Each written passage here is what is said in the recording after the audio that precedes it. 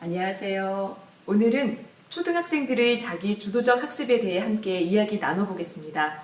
선생님, 초등학교에서는 저학년, 중학년, 고학년에 따라 자기 주도적 학습 능력이 서로 다를 것 같아요. 맞습니다.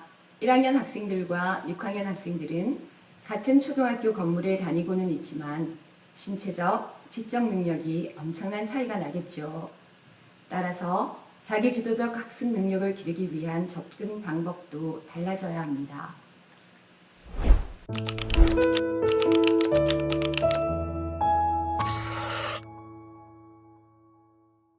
그럼 저학년 학생들이 갖추어야 할 자기 주도적 학습 능력에는 어떤 것이 있을까요? 먼저 자기주도 학습의 의미부터 살펴보겠습니다. 자기주도 학습이란 부모님이나 선생님의 개입 없이 학생 스스로 학습을 계획하고 실천하는 것을 말합니다. 자전거의 핸들을 조정하여 어디로 향할지, 페달을 밟으며 어디까지 달릴지는 바로 우리 학생이 정한다는 것이죠. 1, 2학년 학생들은 이러한 자기주도 학습의 기본이 되는 생활 습관을 익히는 것이 먼저입니다. 등교 시간 지키기, 선생님과 친구들에게 인사하기, 친구들과 사이좋게 지내기, 시간표에 맞게 교과서 챙기기, 자기 물건에 이름 쓰고 사물함 정리하기, 쉬는 시간에 용변 보기 등을 스스로 해 나가는지 부모님께서 자녀와 함께 확인해 주세요. 저학년은 학습에 대한 부담보다는 학교 생활을 행복하게 해 나갈 수 있도록 기본적인 생활 습관 형성에 신경을 쓰면 좋겠네요. 더불어 학습의 기초가 되는 한글을 읽고 쓰는 능력, 세마기 능력은 제대로 갖춰져 있는지 점검해 주시는 것이 중요합니다.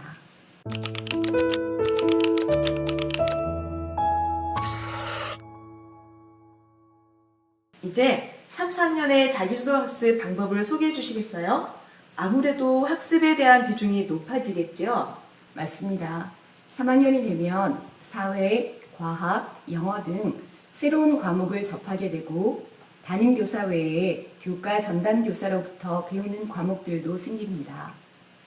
부모님들도 자녀가 중학년이 되면 학원에 보내어 선행학습을 시키는 경우가 많은데요.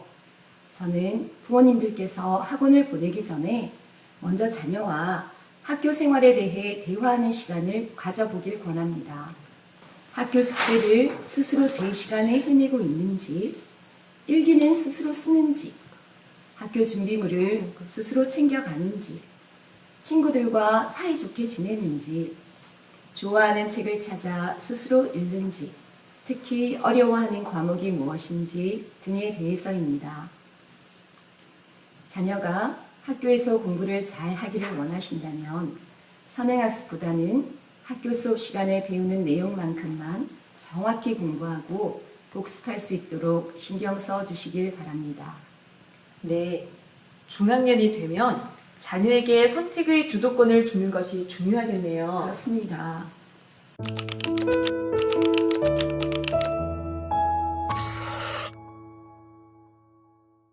5, 6학년이 되면 학습 양도 많아지고 교과 내용도 많이 어려워지던데 고학년을 위한 자기 주도 학습 접근 방법에는 어떤 것이 있을까요? 5, 6학년이 되면 부모님들께서도 이제 자녀가 스스로 책상에 앉아서 공부하는 모습을 기대하실 것입니다. 하지만 자녀가 아직 자기주도 학습 습관이 갖춰져 있지 않다면 다음과 같이 공부 습관을 만들어 보시기 바랍니다. 첫째, 자녀가 공부 목표를 구체적으로 수치화하여 나타내도록 합니다. 예를 들어 매일 수학 문제집 한 장 풀기, 독서 시간 30분, 신문 읽고 좋아하는 기사 하나 스크랩하기 등입니다. 둘째, 부모님께서는 자녀가 스스로 정한 목표를 잘 실천했다면 엄청 칭찬해 주세요. 습관은 작은 성공의 경험과 축하가 모여 형성됩니다. 셋째, 매일 목표를 실천하는 것은 자기 자신과의 약속임을 상기시켜 주십시오. 이때 처음부터 한 달 동안 지키기라고 약속하기보다는 처음에는 3일, 일주일, 보름, 한 달 정도로 기간을 달리하고 거기에 따른 보상책도 함께 정해보는 것이 좋습니다. 넷째, 부모님도 자녀와 함께 목표를 정하고 실천하는 모습을 보여주십시오. 부모님이 먼저 모범을 보여주시면 자녀는 자연스럽게 따라할 수밖에 없습니다.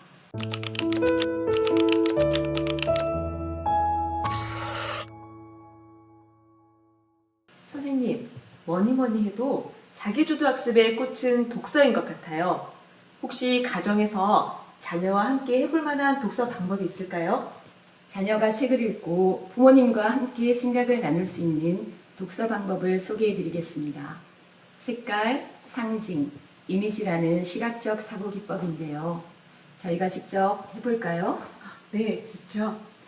선생님께서 어렸을 때 감명 깊게 읽은 책 한 권을 소개해 주시겠어요? 저는 어린 왕자가 재미있어서 여러 번 읽었던 기억이 있습니다. 그럼 어린 왕자 이야기를 읽고 중심 생각을 잘 드러낼 수 있는 색깔 하나를 선택해 주세요. 저는 노란색 같아요. 어린 왕자를 읽으면 어린아이의 마음으로 돌아가고 싶은 생각이 드는데 노란색이 제게는 그런 색깔이었어요. 좋습니다. 그럼 이번엔 중심 생각을 가장 잘 드러내는 상징 하나를 선택해 주세요. 저는 하트 모양을 생각할 수 있을 것 같아요. 마지막에 어린 왕자가 장미꽃을 돌보기 위해 다시 자기 별로 돌아가잖아요. 장미꽃을 위해 그동안 공들인 노력과 시간 때문에 소중한 마음이 싹 튼다는 것이 와닿았습니다. 정말 좋아요. 그럼 마지막으로 가장 인상적인 이미지 하나를 그려볼까요? 비행사가 그려준 양 그림이 가장 인상적이었어요.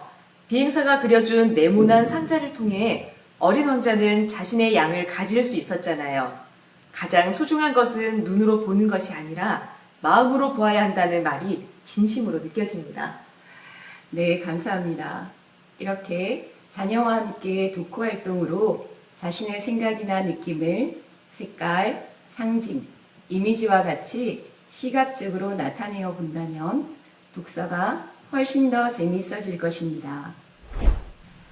초등학생 자기주도학습의 출발점은 현재 자녀의 공부 습관을 먼저 점검하는 것입니다.